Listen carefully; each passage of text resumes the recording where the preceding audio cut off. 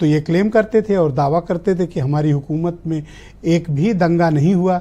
और ये बहराइच में जो 2 दिन से चल रहा है वो क्या है, और मैं आपसे जानना चाहता हूं कि किन पर जिम्मेदारी तय हुई और सरकार ने क्या एक्शन लिया। ब्रिजेश जी, बहराइच में जो दुर्गा पूजा के प्रतिमा विसर्जन के दौरान जो हिंसा हुई है बहुत दुर्भाग्यपूर्ण तो है ही, एक उसमें बड़ी साजिश की बू भी आती है। उत्तर प्रदेश एक शांतिप्रिय औद्योगिक राज्य बढ़ने की तरफ चल रहा था। एक भी दंगा हमने उत्तर प्रदेश के अंदर 7 साल में नहीं होने दिया। लेकिन क्या कारण है कि 4 जून के बाद 37 सीटें समाजवादी पार्टी के जीतने के बाद और 6 सीटें कांग्रेस के जीतने के बाद से कुछ लोगों के मन बढ़ गए।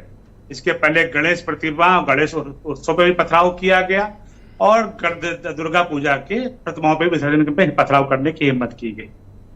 राज्य सरकार ने 24 घंटे के अंदर परिस्थितियों पर काबू पा लिया है। पर्याप्त पुलिस बल वहां मौजूद है। एडीजी, एलओ और गृह सचिव दोनों वहां पर कैंप कर रहे हैं। 4 एसपी रैंक के अफसर और उनके साथ काफी बड़ी संख्या में पुलिस वहां पे मौजूद है।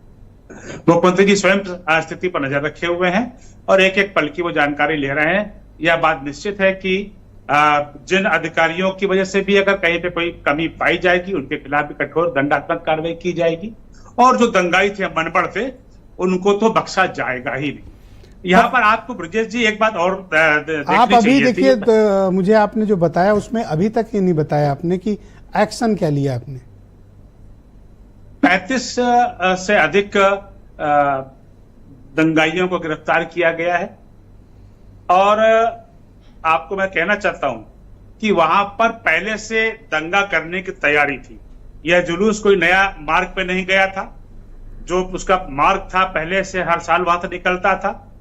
घरों के ऊपर वहां पर तलाशी ले गई, पत्थरों के ढेर मिले।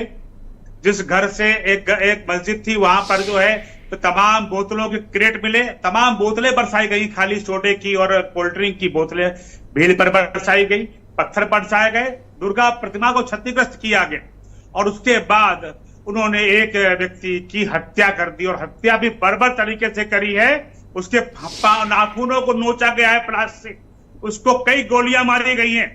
किसी भी तरीके से इन हत्याओं को और इस तरह के पथराव को और जो बोतलों वर्षा की गई है, तो जब आपको प्रायर इन्फॉर्मेशन थी कि वहां दंगा हो सकता है, नहीं सहा जाएगा और उसके खिलाफ कठोर कार्रवाई सरकार करेगी। मैं वही तो जानना चाहता हूं कि जब आपके पास एडवांस इन्फॉर्मेशन थी, पुलिस डिप्लॉयमेंट था और जो वीडियोस कल से वायरल हो रहे हैं उसमें जब पथराव हो रहा है, पुलिस 1-2 नहीं 50 की संख्या में खड़ी है, तो कल पुलिस ने कार्रवाई क्यों नहीं की? ब्रजेश जी, मुझे लगता है आपको ये भी पूछना चाहिए कि क्या कारण है कि एक हिंदू समाज के तमाम हमारे त्योहार, 30 त्योहारों पर पथराव करने वालों पर सवाल क्यों नहीं खड़ा किया जाता है? अरे तो पुलिस क्या करेगी आलोक जी? पुलिस का काम है ना कि जो गलत करे उसके खिलाफ कार्रवाई करना। पुलिस ने कल एक्शन क्यों नहीं लिया? सामाजिक मुद्दा है, ये एक आपराधिक, it's law and order, completely law and order का मसला है। ये सामाजिक मुद्दा है। तो कार्रवाई क्यों नहीं की आपने? शुरू से गणेश प्रतिमाओं पर, दुर्गा विसर्जन पर पथराव करता आया है, हिंसा करता आया है। कांवड़ यात्राओं में पहले तो इसको प्रिवेंट कौन करेगा आलोक जी? इसको प्रिवेंट तो पुलिस करेगी ना। हाँ, तो निश्चित बात से पुलिस करेगी और पुलिस ने ही किया है। इसी पुलिस ने उत्तर प्रदेश के अंदर दंगा नहीं होने दिया था। अब इन मनबड़ों के ये जो लोकसभा का चुनाव हुआ है, 37 सीटें समाजवादी पार्टी को मिलने का मतलब है उन्होंने समझ लिया कि बीजेपी यहां से जा रही है, लेकिन बीजेपी जाएगी नहीं। इस तरह की तो मुझे बताइए, अच्छा बीजेपी नहीं जाएगी लेकिन डीएम, एसपी जाएंगे, डीआईजी, एडीजी, कमिश्नर जाएंगे या ये रहेंगे?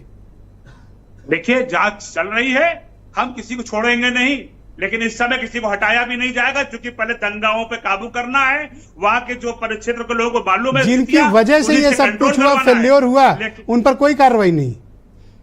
ब्रजेश जी, सवाल दोहराइए। जिनकी वजह से, जिनकी शिथिलता, नाकामी से इतनी बड़ी घटना हुई, उनको आप कह रहे हैं हम हटाएंगे ही नहीं? देखिए ब्रजेश जी, आप अपने साथ मुझे मेरे पे मुंह मत डालिए। आपको योगी आदित्यनाथ जी की कार्य पद्धति मालूम है, आप लगातार उनको देखते आ रहे हैं, बहुत क्लोजली वॉच करते हैं। टेक एक्शन ना। योगी जी ने बड़े से बड़े अधिकारियों को छोड़ा नहीं। अगर गलत पा लिया है तो निश्चित रूप से इंतजार करिए। मैं फॉर्मर डीजीपी सुलखान सिंह साहब को आमंत्रित करता हूं इस परिचर्चा में। थैंक यू अवस्थी जी, शुक्रिया। मैं